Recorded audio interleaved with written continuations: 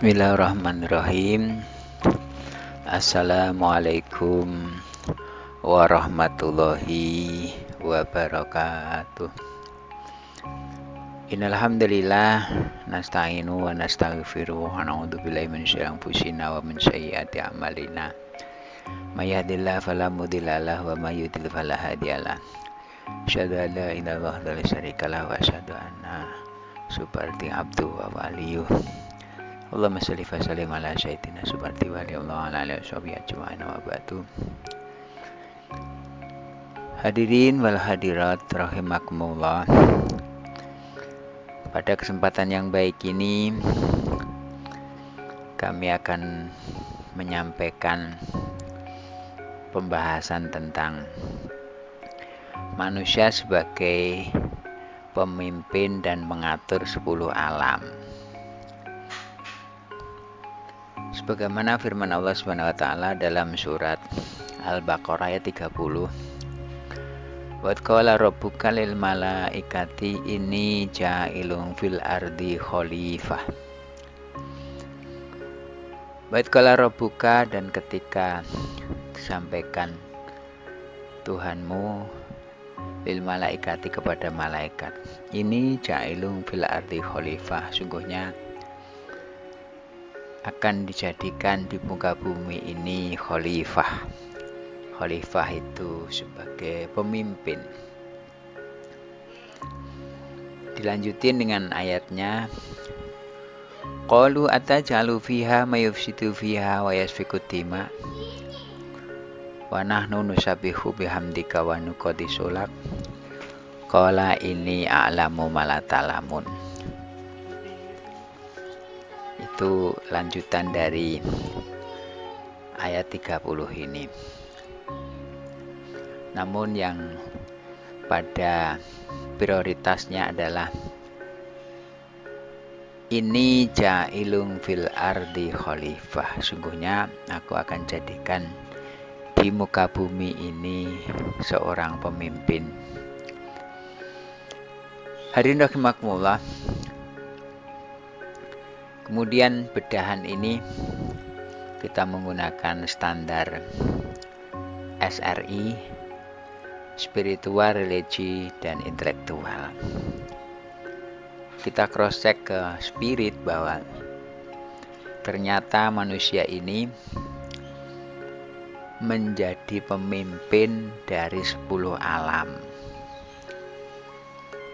Di antaranya 1 alam benda mati, yang kedua alam tumbuhan, yang ketiga alam hewan, yang keempat alam manusia, yang kelima alam roh, yang keenam alam siluman, yang ketujuh alam jin, yang kedelapan alam setan, yang 9 alam iblis, dan 10-nya alam malaikat.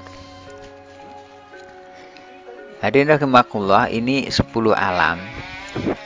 10 alam ini adalah alam dibagi 2. Yang pertama alam dohir, benda mati, tumbuhan, hewan, dan manusia. Kemudian alam metafisika atau alam gaib, terdiri dari roh, siluman, jin, setan, iblis, dan malaikat. Itu alam metafisika atau alam gaib. Kalau yang benda mati, tumbuhan, hewan, dan manusia adalah alam dohir, sementara roh, siluman, jin, setan, iblis, malaikat itu alam gaib atau alam metafisika. Hadirin rahimakumullah, sekarang kita korelasinya antara alam 1 sampai 10 ini punya korelasi terhadap manusia. Benda mati, tumbuhan, dan hewan ini adalah alam atau fasilitas.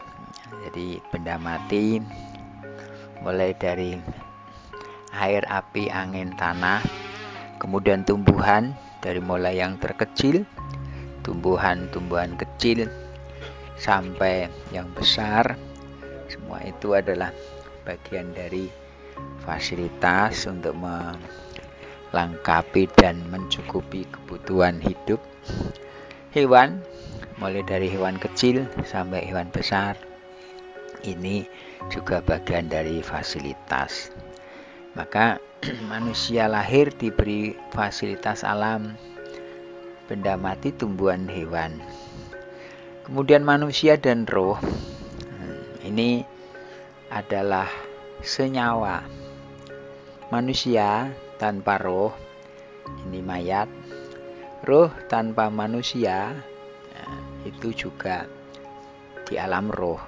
Jadi dia akan tidak bisa bekerja tanpa kolaborasi kesenyawaan, ya. Jadi manusia dan roh adalah senyawa yang kita sudah bahas tentang roh hayati dan ruhul kudus. Roh hayati adalah untuk kait tentang kehidupan, ruhul kudus adalah kait tentang kesadaran. Kemudian antara siluman dan jin ini terhadap manusia itu parasit. Nah, parasit itu dia akan menjadikan manusia partner namun akan dirugikan. Jadi kalau di tumbuhan itu benalu, parasit, jadi dia nyedot kepada kebaikan. Siluman ini biasanya mengarahkan untuk ke harta benda, uang, pelarisan dan semuanya. Namun orang yang bekerja dengannya ini akan mendapatkan ancaman sekaligus akan mendapatkan perilaku yang tidak baik. Nah, contohnya sebagai tumbal, pesugihan. Itu mungkin ya sugihnya sebentar, sengsaranya yang panjang karena di situ ada kontrak antara pelaku dengan siluman.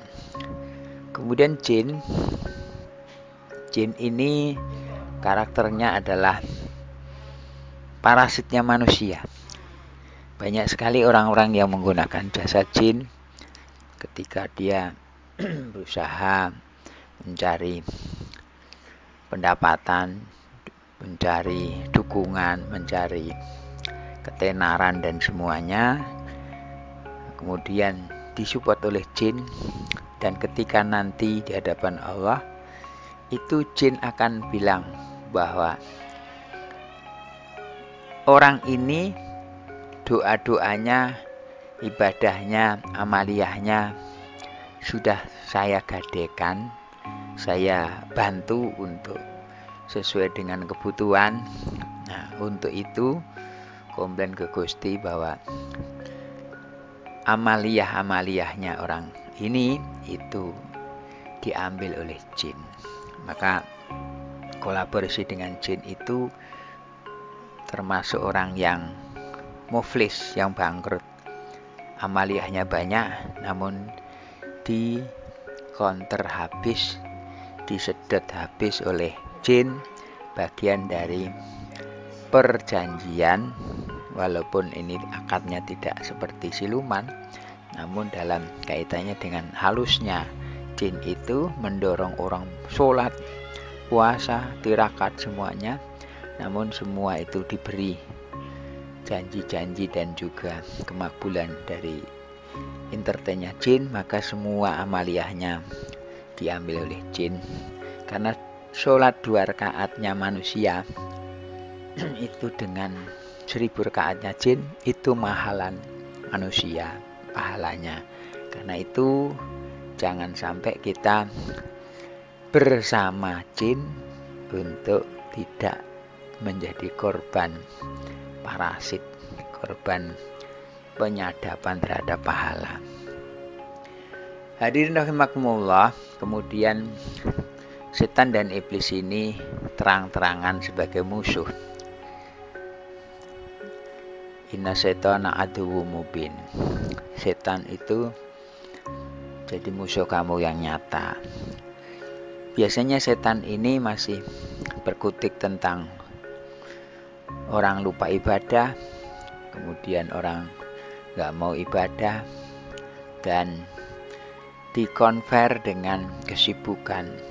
Bahkan setan ini bisa menjelma atau energinya uang.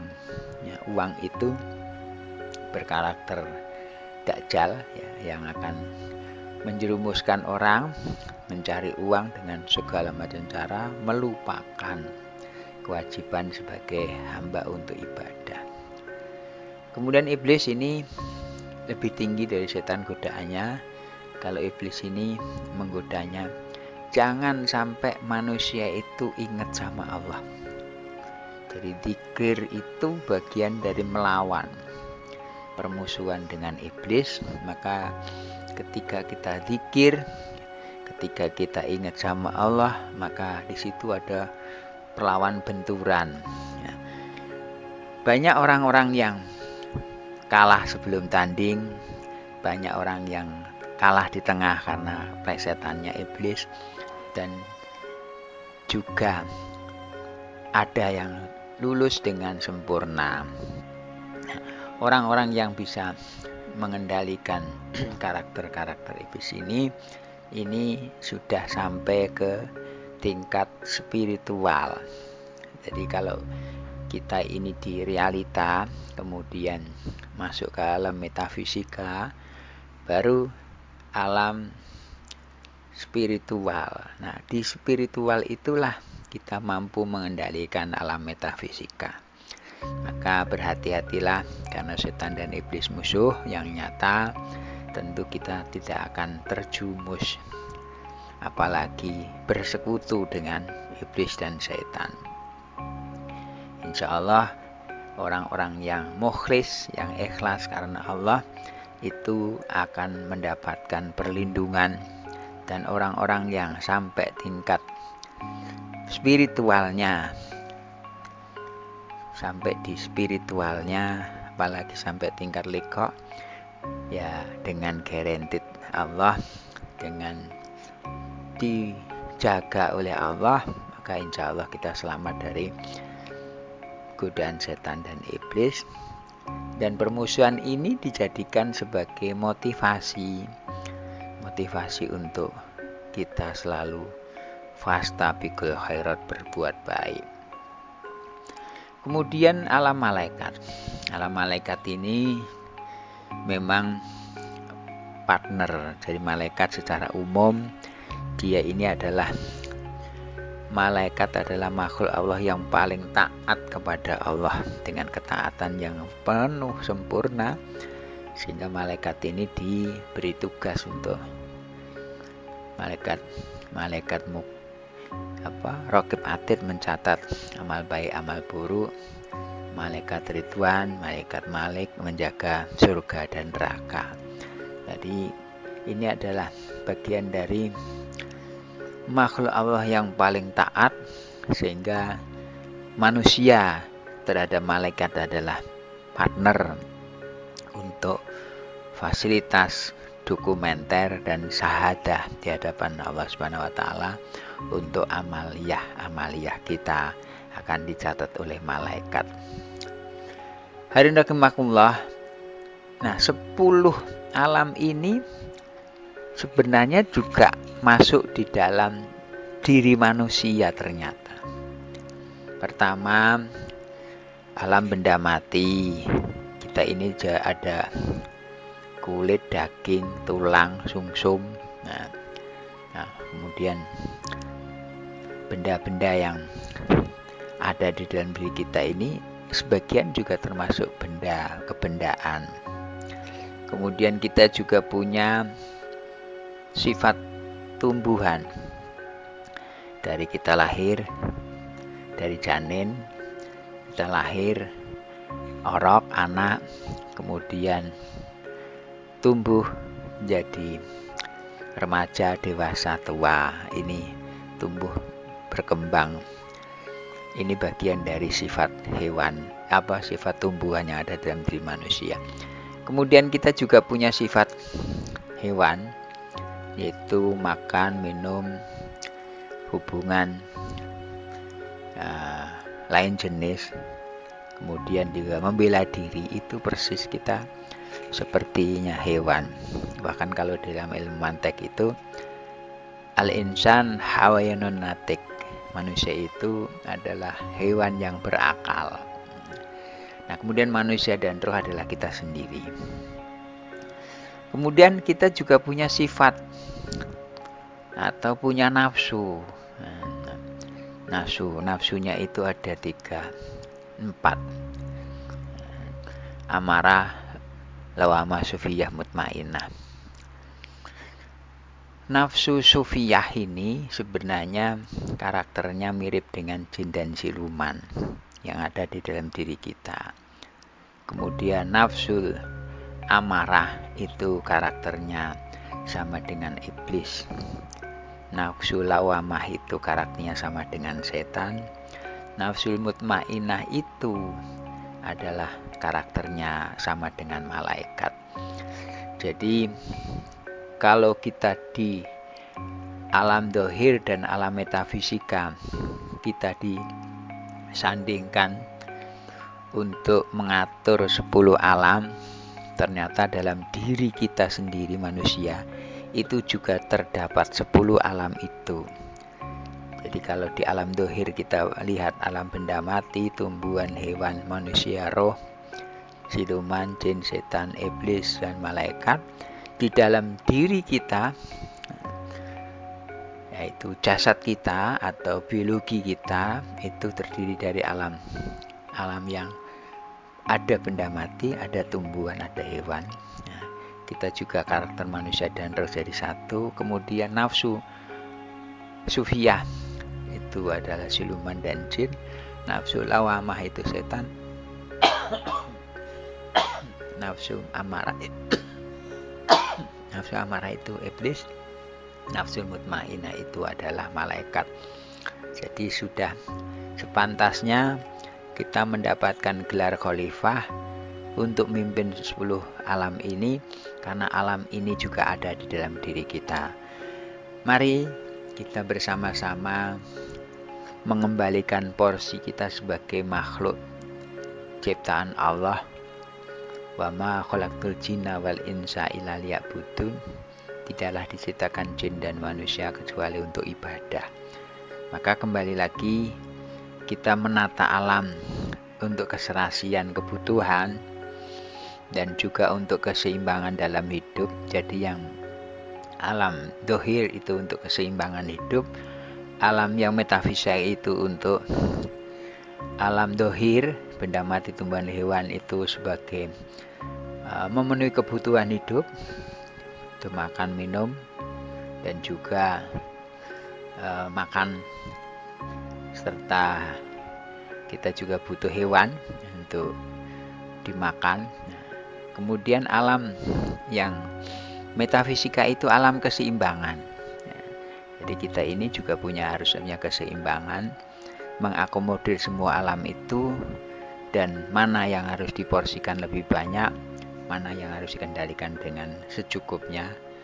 Dengan begitu kita akan menjadi insan kamil, manusia yang sempurna di depan Allah Subhanahu wa taala.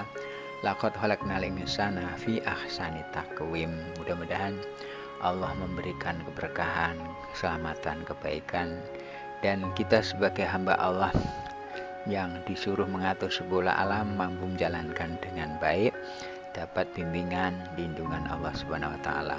Barakallahu bil Qur'anil azim wa nafi'i ayati wa dzikril hakim. Taqabbala minna wa minkum tilawatul rahim. Aku qul hadza wa astagfiruka min syarril muslimin muslimat wal mu'minina wa nabat fastaghfirul rahim. Wassalamualaikum warahmatullahi wabarakatuh.